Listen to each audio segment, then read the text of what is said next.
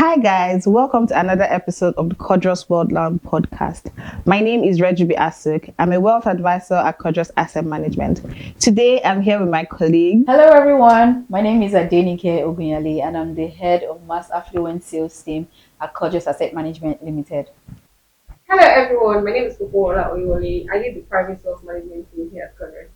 Our special guest for today is a seasoned real estate professional, Mr. Olayinka Omoniyi. We'd like to meet you. Please tell us about yourself. Well, thank you. My name is Olayinka Omoniyi. I head the Brokerage Department of Knight Frank. So what's that been like? How many years have you been in the industry? Over 13 years, but I've been at Knight Frank for about 3 years now.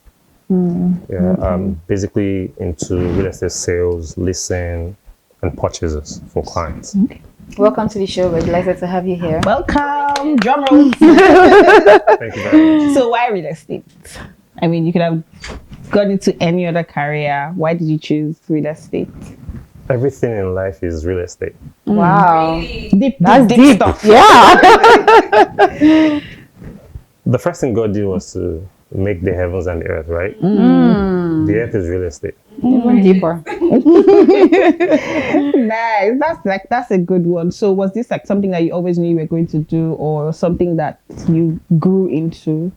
No, I've always been in love with the environment, basically. So anything that had to do with the environment was something of interest to me. My parents wanted me to study medicine. Oh wow. My mom was a nurse, so you know, I had a flair for drugs, injections. But it was because it was what she was doing, Of basically. course. That was what you were exposed to. Exactly. But as time went by, I saw things differently. And I think everything changed when I went to Yabatech. Okay. You know, so I saw the whole, I wanted to do something else, architecture, but then that didn't happen. I did surveying and geoinformatics, but it wasn't what I really wanted to do. So by the time I was going to University of Lagos, it was strictly first in management. And ever since then, it's been fun. You know, the best thing is to have fun while you're doing what you're making your money. Absolutely. True. Can say that again. So what would you say is the importance of real estate to an investor's portfolio? People invest in different things, stocks, Yeah. you know, and you are able to diversify your investments because you have an appetite to grow your wealth. So if you go into real estate, it helps you to do the diversification, and then you're able to gather, you know, real estate is about capital appreciation over time. And that is something people really want to get into, and that's why they put real estate into their portfolios. Again, you have low risk, medium risk, and high risk in all forms of investments. Yeah. You know, and that's the same thing with real estate. But if you're quite keen and you work with the right people, you'll be able to stay ahead of that. So what are the trends, especially in like present in Nigeria and the volatility of Nigerian economy? What are the trends that you've seen in terms of wealthy, high net worth individuals? What real estate investment trends have you noticed so far in that space? I mean, there's a lack of student accommodation in Nigeria. Yeah, True. so a lot of people are going into that. People are financing a lot of student accommodation. Even state universities, federal universities, they are going into joint ventures with developers so that they can cater. You know, I mean, you all went to school in Nigeria. I believe so anyways. And you know what accommodation is like. People share rooms, and we have more than 3 people staying, you know, in a particular bunk or something like that. Yeah, dirty bathroom. exactly. So, but now people are really cashing into that, trying to see how they can upscale that part of real estate. Because there's a lot of funds, a lot of money for investors in that space. The Lagos State University is doing something. I think I heard they'll be doing about 3 different hostels for them very soon. Nice. So a couple of companies have come into the country, both local and international, trying to get it, you know, ahead of the game in that part. Aside from that, we have the logistics and warehousing. The development on the road, this Lagos-Ibadan Expressway, has impacted that sector. If you drive on that road now, you see a lot of warehouses. And the reason is because if you look at what the Ogun State government has done, there is now a cargo airport in Ogun State, Shagamu, around the. So it's just for them to cater to all of those businesses there. a lot of companies are looking to move within it. Buying land in those areas are not expensive, like when you have in Lagos. And if you have, you can speak to the government and get a bit of reduction in pricing, or just like concessions to get lands cheaper, get easy titling, documentation, and all of that, just to ensure that also it translates to businesses, employment opportunities for people. So as I say, real estate is quite different from what people see it as. It's a multiplier effect to everything that happens. So warehousing is one of it. The traditional ones, office and residential, still there. They will always be there because we have a housing shortage. So people are going to be building houses. If you notice, cities are expanding to Lagos is entering into Ogun State. Ogun State is, that's the way it just keeps going. It's a ripple thing. It just keeps going that way. Not just students, sorry to cut you. I mean, even for like young professionals, especially people who just moved to Lagos and are trying to, or getting jobs or doing NYSC, there's been like a shortage of housing. Like you can't even get a house. So sometimes it's like 4 people getting a 2-bedroom and splitting it. So I think what you say about getting like these hostels will really help for those kind of situations. So but I mean, the developments are different, right? The hostels are especially for students within school communities or proximity to the schools. Now, but for these fractional leases that you're talking about, where people take like a 4-bedroom house and then they each pay for the joint rentage, they take each rooms. Nothing can be done about that. You just have to take the regular apartments you see. I don't think anybody's going to now develop a house basically because you're expecting young professionals, people that build those kind of houses just want you to come and rent it. The target is not for you as a young professional. It's just, I built a house. Come and rent it if you have the means to do that. I totally get your point, but is it not, at this point, is the demand not already glaring? Like, shouldn't we then start thinking, in that line? Yeah, I mean, there are some people that build places like that, but the thing here is, it's more about the profitability of those places. So you don't think they're profitable? It could be, or it should be. Okay. Now, I mean, I know of a development somewhere in Yaba that someone built something like that, but it's put up for sale. One of the companies, an investment company, and they put up for sale now. So could it be a management issue, maintenance? That could be one. Another thing might be the fact that the people living there are not able to, because the rentals in places are not cheap. As long as they know that you're a young professional, there's an expectation that you should have because you have an income. The only thing you get is the flexibility of rental payments. So you might pay on a monthly basis, or on a quarterly basis. Or, yes, those are the things that they afford you. But other than that, it's not cheap. I see. So people would rather just gather their friends together. I mean, a lot of these tech people now, who are the major players in those markets, they want to be on the island mostly, except if their offices are on the mainland. A lot of them will stay around the Lekki axis, and so they just get to place one of these estates.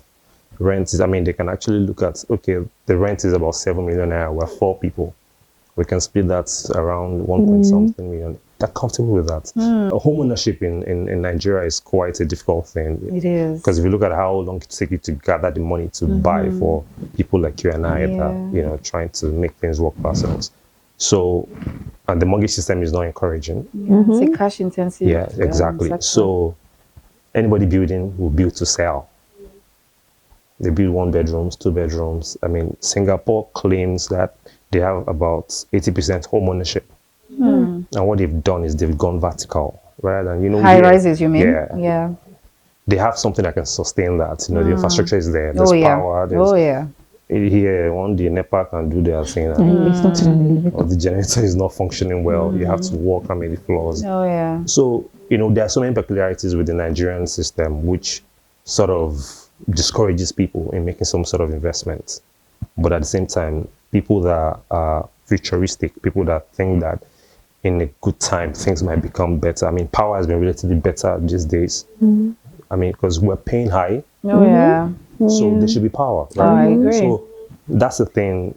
Everything works around each other, and we just always try to separate these things, but it doesn't and can never work like that. Okay, so what do your HNI clients consider when investing in commercial and home properties? The major reason why you're investing in anything is for you to make profits. So which one make more profit of the two? Depending on the location. That's why the first thing for real estate is location. Right. So can you create a scenario of like a location and for home or commercial properties? Okay, I'm going to use you as an example. Okay, that's fine. That will be this week. So I mean, no disrespect to people staying in these locations anyways, but... Okay, now I'm worried. So let's say you have the ability to invest very well in real estate. Then you pick a place like Yanokwaja. Okay, I don't think you should wait for this scenario anymore. Even if you buy a very big land to develop something, and then you come to Yaba, you buy something small, one plot, you can't measure both. Of course. Because the value you get in Yaba is Not the same. So those are the things about. So you need to be, intentional about the location you're investing. Course. That's the key thing.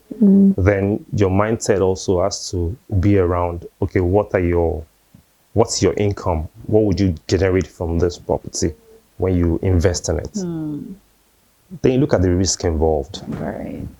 If you're investing in another country, you look at the things around the currency fluctuations, the dollar to the naira, major key thing here. You look at their culture over there, the system or how things are being run in those countries. You need to understand these things, not just invest because people are investing.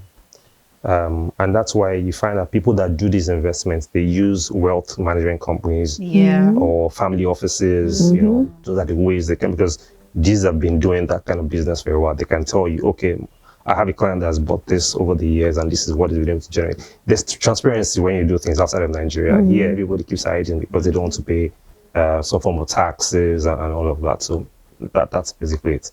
I mean, I have a couple of HNI clients who would say, well, they would rather, invest their funds in like liquid type assets instead of real estate, because of course they've had bad experiences in the past. Maybe in some cases they had to, resort to forfeiture, or something. So, I mean, how can we mitigate against? I mean, we are trying to advise our clients, right, to look into this, sector that's real estate. So, how can you advise your clients such that they can be able to mitigate against those type of risks where they're losing money in real estate? When you're investing in those kind of places, what you're dealing with really matters. People with local knowledge. I mean, the UK, almost every 6 months, there's a tax policy being changed. Oh, wow. I mean, around the property ownership. Around everything, Okay. So these things tend to affect various things. Right. So you need to understand that market. And the only way you can understand the market is if you're dealing with people there, not just people that want to just take your money, people that understand, they see you as part of their business. So there are two different things. The people that are just out there to make money, and then there are people that see you as, they want to make money, but this person, because if I do you well, I'm going to get repeat business. You're going to refer people to me. So that's what you should look at. You need to understand that you can't just venture into this kind of markets without using the right people. They will tell you the risk involved. They tell you what it is. When you're investing in real estate investments, you don't think of now. It's always about the future. It's always a long-term thing, and it goes back to the inflation thing. When you look at how real estate hedges against inflation, it's not about now. Look at what's happening with the currency in Nigeria. Prices are going to keep going up in terms of rent. But if you're taking a loan for that, the loan to value ratio is still the same, right? But the value of property has gone up. And that also means that if you're even renting, the rentals go up as well.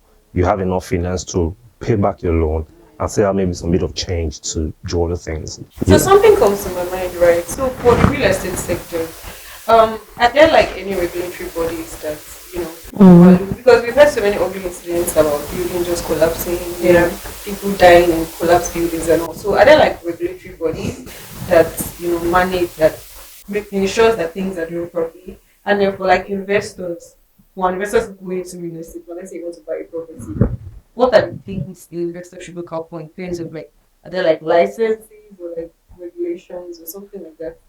So for a lot of HNIs, before they buy into an investment, they look at the the history of the developer. Right. Once you know them to do quality jobs, you don't have to even do so much findings. I mean, their job speaks for them. If you drive around the Koi, you know a particular developer has done this, done that. You know, it's just there. So, but when you hear Larry Abata and Sons, Like, who is Larry Agbata? What have they done? you know, there are a lot of sales ongoing on social media, Instagram sellers and all that. If you want to buy something from any of them, you would ask questions. Oh yeah. Sure. So why would you want to invest millions of dollars and then you're not asking questions? It doesn't make any sense. How much are you spending buying maybe a wig or a lingerie, sorry, or anything? I'm just saying, you know, you ask questions. Has anybody bought from this person before? Even if it's on Twitter, you tweet to someone. I mean, there are people that... I do that a lot. I go to Twitter and I search the name and look at reviews before I buy anything. So why would you now buy a house that's a million? Once an offer is juicy That's a problem. in real estate, you need to do your due diligence. Do extra. Yeah. Because You need to. And I'm not saying this because even the guys that are the named companies, it's not like they don't have issues, but they try as much as possible to ensure reduce that them. all the I's are dotted and Right. T's are crossed. See, the collapsed buildings that we have is not strictly the function of the regulatory authorities. I mean, it could be a mixture. Before you get building approval, you must go to the right place. They'll have to look at your drawings, look at everything before it is approved, right? But then, when you want to now transfer that onto the ground, that's where the problem lies. So is there any body that ensures that oversees to that? The Lagos state government, I mean, we're in Lagos. So Yeah. Lagos has all the relevant bodies. are they functional? All, Are they so doing that's this? another issue. So I cannot speak on that, right? Oh, I see. Because I don't know. I know they go to visit properties. There's an authority that does material testing Okay. to be sure. Yes, To ensure that they're using the right material, the right the right quantity. True. There's a body that does that. There's the planning authority that ensures that what you are building is in accordance to what was approved for you. So they have all of these things, but the problem is, at some point, there is someone compromising. At one point, so I mean, that's what it is. I understand why people will look more to invest in real estate abroad. Yeah. But for you who advises high net worth individuals on real estate abroad, do they put into consideration, say, tax havens and tax implications of real estate? So what are like the risks associated with having real estate outside of Nigeria? You basically said it all. I mean, and I think I mentioned when we started the conversation, this tax matters. It's quite important for all of these guys. It's huge. It's huge, you know.